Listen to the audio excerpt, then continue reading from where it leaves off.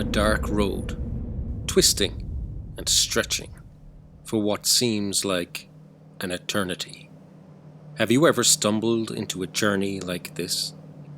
Well, on an early autumn evening in the 1960s, four friends going to a dance hall in West Cork found themselves on just such a journey. They left before dusk, but as they had over 30 miles to travel, it was nearly dark before they began to approach their destination. The friends, Kieran, Siobhan, Liam and Joe, drove to the dance hall in good spirits, and there was a lot of joking and laughter. Now, you may not be familiar with the roads here in Ireland, but if you are, you know that they can be small, winding pathways that are not always the easiest to find your way around, especially in the 1960s. So as they drove on, they began to realize that they were completely lost. But this was not an unusual thing to happen, and they knew it wouldn't be long before they were back on track. 1 hour later, the mood in the car had taken a turn.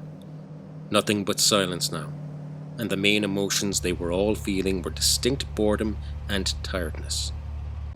It was Kieran, the driver, who first realized they hadn't seen a sign or any kind of direction in over 30 minutes. Soon, so did the others. They were all still bored, but also a bit uneasy. All light in the sky had faded now, and as Siobhan peered out her window, she struggled to make out anything outside of the car. Not that there was much to see. They seemed to have stumbled into the flattest part of the county. Not a house, or a tree, or even much of a wall to be seen. Kieran now really began to worry. As usual, he'd forgotten to do the most basic of things: fill the car with diesel. And with the fuel gauge not working, he started to think that maybe they'd break down in the middle of nowhere. Enough was enough. If they had any chance of making it home, never mind the dance hall, now was the time to turn around and ask at a house or a pub for directions, if they could find one. They were looking for a good place to turn the car, as the road they were on was too narrow to turn on. As they sped on, the road narrowed and narrowed even more, until eventually, thankfully, they came to a small opening on the side of the road. The sense of relief was palpable amongst the four friends. Finally, a place to turn, not just the car, but hopefully their luck. They drove into the opening, onto a dirt path, or as we call it here in Ireland, a boreen. As they did, the headlights lit up the narrow, dusty path. It ran straight, as if drawn on a map, through a flat field. Nothing on either side, except a few stones and furze bushes. The only movement to be seen was a light fog drifting across the path. Kieran turned the steering wheel, about to do a 180-degree turn, when the fog parted. There, standing motionless, as if waiting, was a tall man in oversized clothes, one hand raised in an eerily still wave. Not surprisingly, the group just stared in complete silence for a moment. But before Kieran could speak to his friends, the tall man was outside his window, strangely lit in the dim light. "Is it lost ye are, garçon?" "It is," said the tall man, answering his own question with a smile plastered perfectly across his gaunt face. Garçon. This is a term older people call boys or young men in Ireland. But this felt especially strange to Kieran, as, in the light, the tall man's face looked oddly smooth. Kieran couldn't tell if he was 26 or 66. After a slight pause, Kieran replied, "How are you? We're looking for the dance hall, but I think we're miles away from it." "Well, would you believe if I told you you're nearly there, garçon?"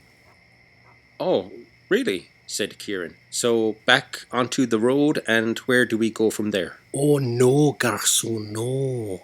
Just straight on," said the man in a friendly tone, raising one hand as if to guide them. "This is a field," said Kieran, Are you sure the road? If you take the road, you'll be driving till morning, said the tall man, a little firmly.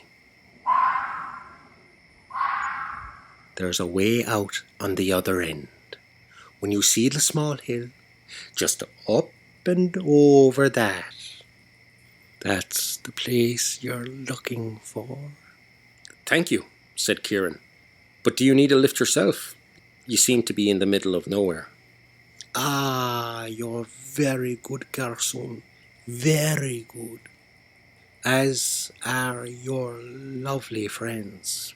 But I'm expected elsewhere, said the tall man, his smile set firmly. I have others yet to meet. The four friends thanked the man, and again were in good spirits. But as Kieran looked in the rear-view mirror, something felt wrong. He couldn't put his finger on it, but the smile of the man just wouldn't leave his mind, and his final words just sat wrong with him. No, Kieran thought, there's nothing wrong. After all, his friends are happy. But the man's face lingered. There's the hill, Joe said. Nearly there. But with those words, Kieran felt something he never had before, like his skin was crackling with the cold, crawling all over him. Then, without even knowing it,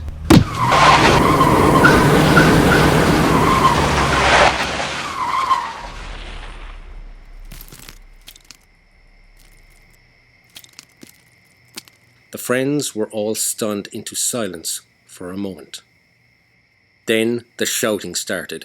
Constant questions. Why did you brake? Why did you stop? What happened? He didn't answer. He couldn't. But as Kieran got out of the car and walked up the hill, he got his answer. And as Joe and Liam followed, so did they.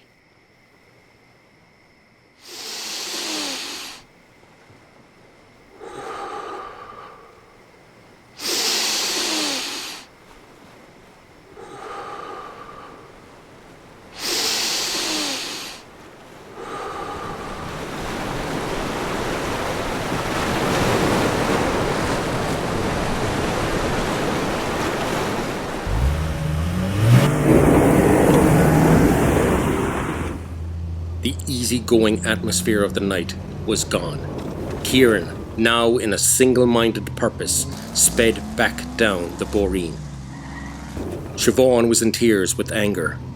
The car sped on, back onto the road now, back the way they came. They were all looking for the tall man, the man who nearly killed them. Why would the man have done this? What possible reason? They shouted amongst themselves. They asked Kieran on how he had known to stop, how he knew they were about to die. But he didn't understand any better than they did. He had just known. Kieran watched every bump, weed and shadow for any sign of the tall man, but nothing to be seen. The car sped on. For the next few hours they searched every inch of the road and walked all the flat, featureless land. But there was nowhere for anyone to hide, no one to be seen. Eventually, they left, without any answers. But they made sure to tell the story of the strange man they met in that boreen.